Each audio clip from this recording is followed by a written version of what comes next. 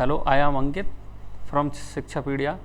मैं आपको 3 लेक्चर दे चुका हूँ क्लास 8th के चैप्टर नंबर 2 का, जिसमें मैं आपको ये बता चुका हूँ कि जो माइक्रो ऑर्गेनिज्म जो होते हैं वो हमें किस मतलब किन किन उन्होंने किन किन रूपों में उनको बांटा गया या किन किन उनका जो क्लासिफिकेशन है उसमें किस किस फाइलम वो किस किस किंगडम में उनको बांटा गया है या किस किस रूप में उनको हम देखते हैं। अगर एक और चीज़ उसमें मैं बता चुका हूँ कि कुछ माइक्रोब्स जो होते हैं हमारे लिए फ़ायदेमंद होते हैं तो कुछ नुकसानदायक होते हैं। कौन कौन से होते हैं? जो बीमारियाँ उत्पन्न करते हैं या हमारी फसलों को नष्ट करते हैं वो हमारे लिए हार्मफुल होते हैं। वहीं जो हमारी प्रोसेसें जो होती हैं उसको आसान बनाते हैं वो हमारे लिए फ़ायदेमंद होती हैं। जैसे मैंने बताया था बेकरी में या फिर आपका जो एल्कोहल या फर्मेंटेशन जो कराते हैं हम, उसमें जो मदद करता है या एंटीबायोटिक्स को प्राप्त करने में जो हमें माइक्रोब्स क्या करते हैं, मदद करते हैं। वहीं कुछ बीमारियों को मैंने बताया था, कुछ बीमारियां जो उत्पन्न करते हैं या आपकी फसल वगैरह है उसमें इन्फेक्शन करते हैं या उसको नष्ट करते हैं, तो वो हमारे लिए कैसे होते हैं, नुकसानदायक होते हैं। उसके बाद मैं आपको बता चुका हूँ कि फूड पॉइजनिंग जो होती है वो क्या होती है।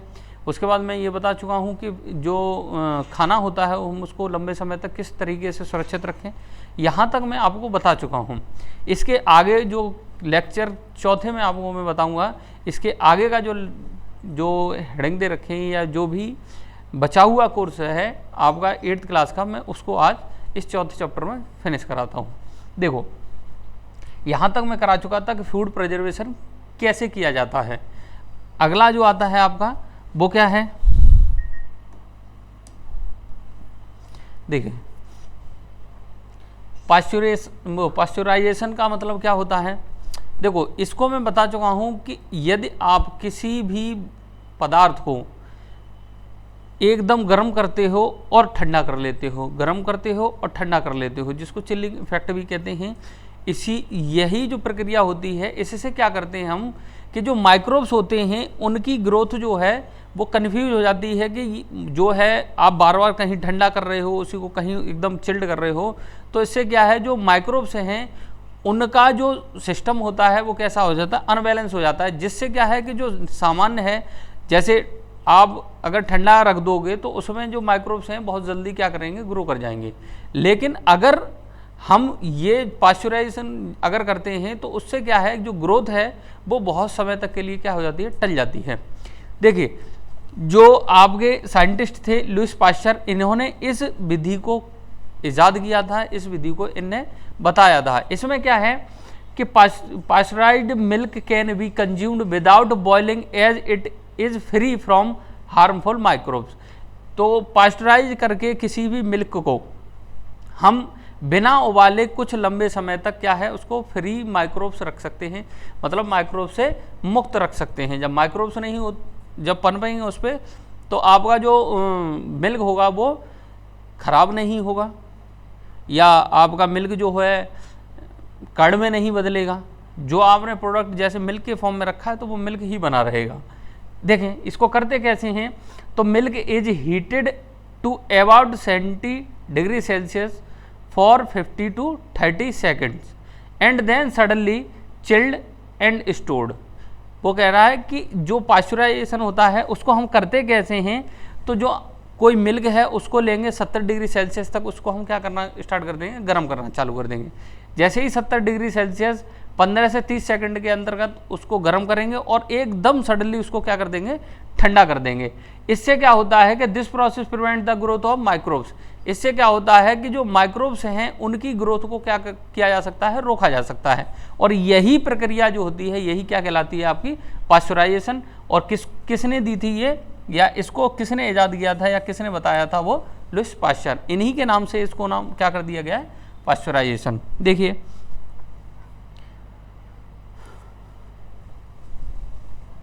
अब देखो, अगला टॉपिक है आपका नाइट्रोजन फिक्सेशन। नाइट्रोजन फिक्सेशन का मतलब क्या होता है, नाइट्रोजन फिक्सेशन का मतलब होता है कि जो एटमॉस्फेयर में नाइट्रोजन है, अगर पहली बात तो वो फॉर्म किसकी है, गैस की, और गैसियस फॉर्म में कभी भी जो प्लांट होता है उसको जितना नाइट्रोजन चाहिए उतना कभी भी वो एब्जॉर्ब नहीं कर सकता है। दूसरी चीज़ गैस है तो इन्वायरमेंट रहेगी तो जड़ में नहीं पहुंच सकती। अगर है भी जड़ में तो डायरेक्ट N2 की फॉर्म में हम कभी भी उसको जो प्लांट है वो उसको एब्जॉर्ब नहीं कर सकता रूट के द्वारा। तो होता क्या है, देखो मैं पिछली क्लास में आपको बता चुका हूँ कि माइक्रोब्स जो होते हैं जैसे एनाबीना, नॉस्टॉक या राइजोबियम वगैरह, इनके बारे में मैंने बताया था कि ये क्या करते हैं, नाइट्रोजन फिक्सेशन में, किसी भी प्लांट में नाइट्रोजन फिक्सेशन में मदद करते हैं, जिससे क्या है कि प्लांट के अंदर नाइट्रोजन की कमी ना हो।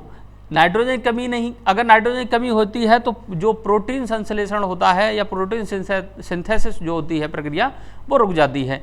तो अगर भरपूर मात्रा में अगर प्रोटीन बनानी है तो उसमें लगातार नाइट्रोजन का जो है जो रेगुलेशन नाइट्रोजन का प्लांट के द्वारा एब्जॉर्ब होना चाहिए। तो ऐसा कभी कभी ऐसा होता है कि ज़मीन जो है, भूमि है, उसमें आपको नाइट्रोजन नहीं मिलेगी। तो दो तरीके होते हैं, एक तो इंसेक्टिसाइड्स जो होते हैं वो क्या करते हैं, कीड़े मकोड़ों को अपने अंदर डाइजेस्ट करके या उसको ट्रैप करने के बाद डाइजेस्ट जूस के द्वारा उसको डाइजेस्ट करके अपनी उसको पूर्ति कर सकते हैं। लेकिन सारे के सारे प्लांट ऐसे नहीं होते कि वो इंसेक्टिसाइड्स हों, कुछ ऐसे भी होते हैं जिनमें डाइजेस्टिव जूस है ही नहीं, तो प्लांट वो इंसेक्ट वगैरह का कुछ कर ही नहीं सकते। तो उनमें क्या होता है कि कुछ बैक्टीरिया वगैरह जो होते हैं अगर सॉइल में पनप जाएं या उनके साथ सिम्बायोटिक रिलेशनशिप अगर स्थापित कर देते हैं तो वो उनका नाइट्रोजन फिक्सेशन में क्या करते हैं, मदद करते हैं। तो नाइट्रोजन फिक्सेशन क्या होता है कि जो एटमॉस्फेयर जो नाइट्रोजन है उसको नाइट्रेस या नाइट्रोजनस सब्सटेंस कंपाउंड के रूप में या कंपाउंड फॉर्म में जो प्लांट है वो रूट के द्वारा एब्जॉर्ब करता है, या तो माइक्रोब्स की मदद से करेगा और या फिर सीधा सीधा आप क्या करोगे, नाइट्रेट फॉर्म, नाइट्रोजन जो लगाओगे या जब भी फर्टिलाइजर लगाते हैं तो हम उनके नाइट्रेट वगैरह का यूज करते हैं, जो कि क्या कर लिया जाता है, प्लांट के जो रूट होती है उसके द्वारा आराम से एब्जॉर्ब कर लिया जाता है। और यही प्रक्रिया जो कहती है, यही प्रक्रिया क्या कहलाती है, नाइट्रोजन फिक्सेशन। जो नाइट्रोजनस एटमॉस्फेयर नाइट्रोजन है उसको नाइट्रेट्स या नाइट्रोजन युक्त कंपाउंड के फॉर्म में जब प्लांट के द्वारा उसको एब्जॉर्ब किया जाता है, चाहे वो राइजोबियम या किसी माइक्रोब्स के द्वारा हो, मदद से किया गया हो, या आप नाइट्रेट की फॉर्म में उसको खाद के रूप में उसको डालते हो, तो उसके द्वारा नाइट्रोजन का एब्जॉर्प्शन जो होगा उसको हम क्या कह देते हैं, उस पर क्या कहते हैं, नाइट्रोजन फिक्सेशन। अब डायरेक्ट अगर कोई कहे कि आप इसमें नाइट्रोजन दे रहे हैं और नाइट्रोजन इसमें नाइट्रोजन अगर हमने कंपाउंड डाला और वो सीधा इसने क्या कर लिया, ऑब्जर्व, वो नहीं, नाइट्रोजनस जो एटमॉस्फेयर नाइट्रोजन है उसको नाइट्रेट कंपाउंड में परिवर्तित करके प्लांट के द्वारा यूज करने वाली जो प्रक्रिया होती है उसको हम नाइट्रोजन फिक्सेशन कहते हैं। ठीक है, देखो rhizobium is involve in the fixation of nitrogen in a leguminous plant is it lives in the root nodules of leguminous plant such as beans and peas with which it has a symbiotic relation।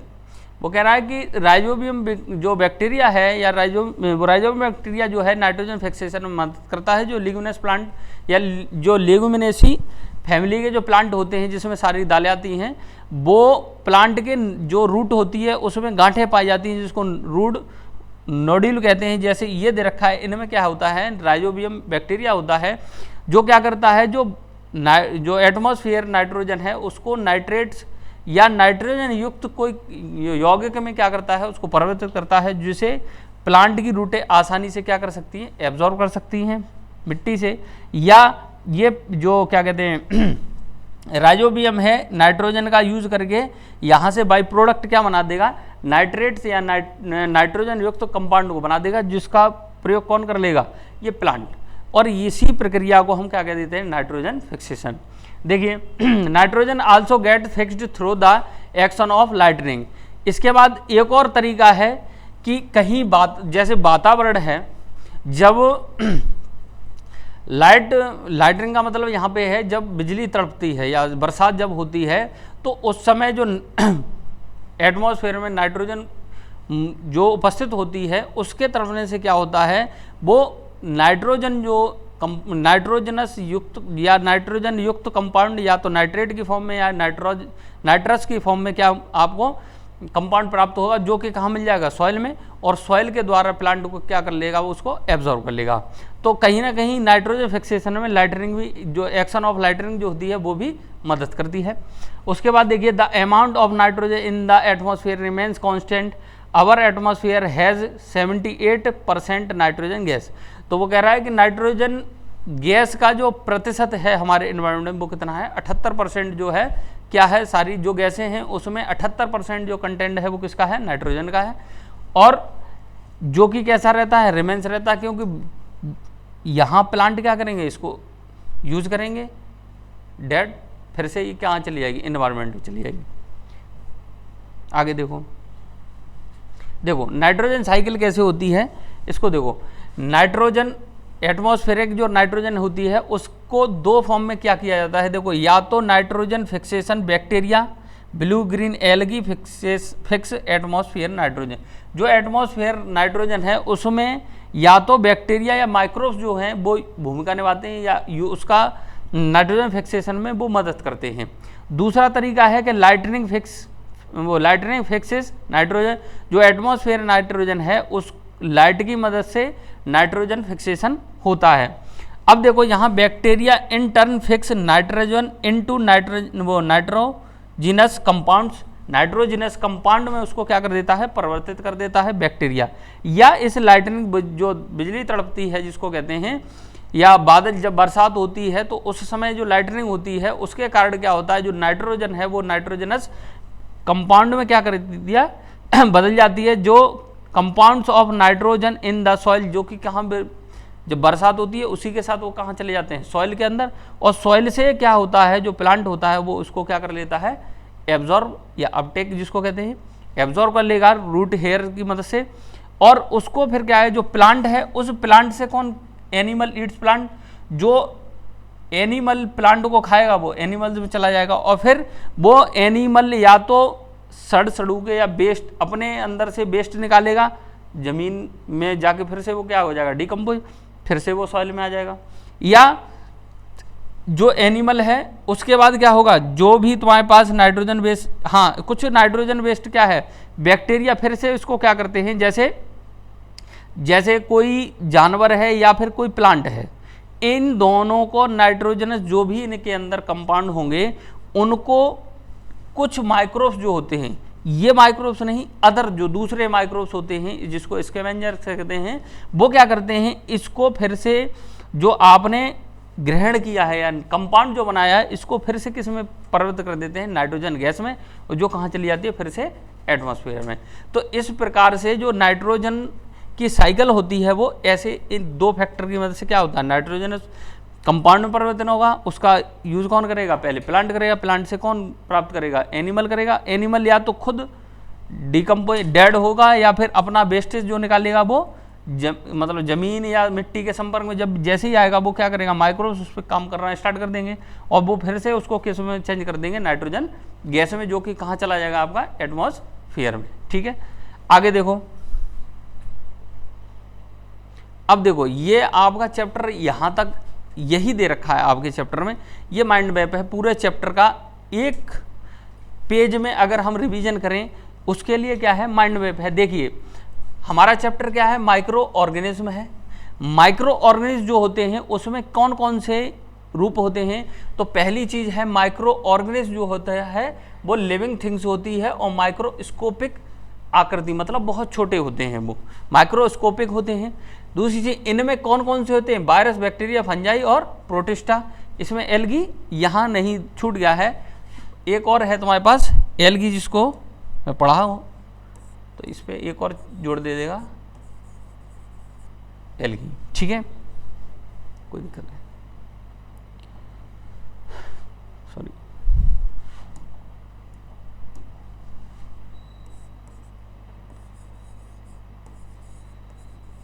ठीक है, microbes जो अगर form देखी जाए तो ये आपको मैंने पहले पढ़ाया है चैप्टर में, वायरस, बैक्टीरिया, फंजाई, प्रोटिस्टा और एल्गी के रूप में आपको मिल जाएगा। वहीं माइक्रोब्स कैन भी हार्मफुल और यूजफुल, या तो हमारे लिए लाभदायक होंगे या फिर हमारे लिए नुकसानदायक होंगे। लाभदायक कैसे होंगे? यूज्ड और इन। तो यूज्ड किस में है? पीपल टू मेक फूड और मेडिसिन, या तो खाने बनाने में यूज किया जाएगा, जो भी प्रोडक्ट हम खाते हैं उसके रूप में, जैसे बेकरी या फर्मेंटेशन के द्वारा एल्कोहल वगैरह जो बनाते हैं उसमें। और दूसरा क्या है कि ये क्या करते हैं, माइक्रो ऑर्गेनिज्म जो इकोसिस्टम है उसको, जो भी यहाँ पे डेड सेल हैं या डेड मटेरियल जो भी है या डेड बॉडीज जो हैं उनको फिर यहाँ से क्लीन करना, जो अपना इकोसिस्टम है वहाँ से क्लीन करके क्या कर देना, उसको सिंपल से मतलब सिंपल सब्सटेंसों में फिर से डिकम्पोज कर देना। ये किसका काम होता है? माइक्रोब्स का। और अगर यहाँ माइक्रोब्स ऐसा नहीं करेंगे तो कुछ समय 10 साल 20 साल 100 साल 200 साल बाद क्या होगा, पृथ्वी एक शमशान टाइप, मतलब ऐसा बन जाएगा जैसे बूचड़खाना सा हो, मरे हुए मतलब डेड सेलें तुम्हें प्राप्त होंगी। तो क्या है, वहाँ बहुत सारी बीमारियां या फिर बदबू बहुत सारा कुछ होगा। तो उसमें क्या है, उस चीज़ को अवॉइड करते हैं, मतलब उसको हटाने का काम कौन करता है? माइक्रोब्स करता है। ये व्यक्ति द्वारा नहीं करता बल्कि कौन करते हैं? माइक्रोब्स करते हैं, जो कि क्या करते हैं, जो कॉम्प्लेक्स बॉडीज़ हैं उनको सिंपल सब्सटेंस के रूप में मुक्त किस में कर देते हैं? इन्वायरमेंट में और अपना जो भी सॉइल है उसमें, और जो कि रिसाइकिल करने में भी बहुत ज़्यादा मदद करता है। ठीक है। उसके बाद देखिए हार्मफुल इफेक्ट क्या होता है। Harmful can spread prevented by, देखो वाशिंग, इसका मतलब क्या है कि एज दे कॉज क्या डिसीज, और ये हमें मतलब किस तरीके से नुकसानदायक होते हैं, उसमें क्या है कि एज दे कॉज कारण है इनका कि disease such as tuberculosis, AIDS, malaria, ये कुछ बीमारियों के नाम दे रखे हैं जिनको, हालांकि यही नहीं है और भी बहुत सारी हैं जिसको मैंने चैप्टर में डिस्कस किया है। उसके बाद some have cures developed by scientist, इन बीमारियों में से कुछ बीमारियां ऐसी हैं जिनको क्योर कर लिया जाता है, कुछ बीमारियां ऐसी हैं जो क्योर नहीं की जाती, जिसका उदाहरण क्या है आपका ये एड्स, इसका कोई इलाज नहीं है। अब देखिए ये स्प्रेड जो मतलब जो बीमारियां फैलती हैं उसको रोका कैसे जा सकता है, तो सबसे अच्छा तरीका ये है कि आप जितना हो सके उतना हाइजीन अपने आसपास रखें, जितना साफ़ सुथरा खुद को रख सकते हैं और आसपास का जो एनवायरनमेंट है उसको भी एकदम साफ़ सुथरा रखेंगे, कम बीमार पड़ेंगे। ठीक है। और देखें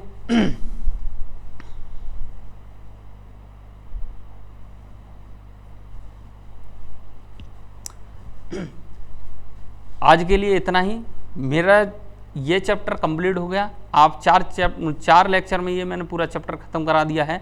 आपको इससे संबंधित कोई भी डाउट होता है, सब्जेक्ट से संबंधित या कोई भी समस्या है, तो आप मेरे चैनल पे कमेंट करके मुझसे डिस्कस कर सकते हैं। यदि आपको ये अगर पढ़ना अच्छा लगता है या मेरे द्वारा पढ़ा हुआ आपको बहुत अच्छा लगता है तो प्लीज़ इस चैनल को सब्सक्राइब करें और कमेंट करें और ज़्यादा से ज़्यादा इसको शेयर करें। धन्यवाद।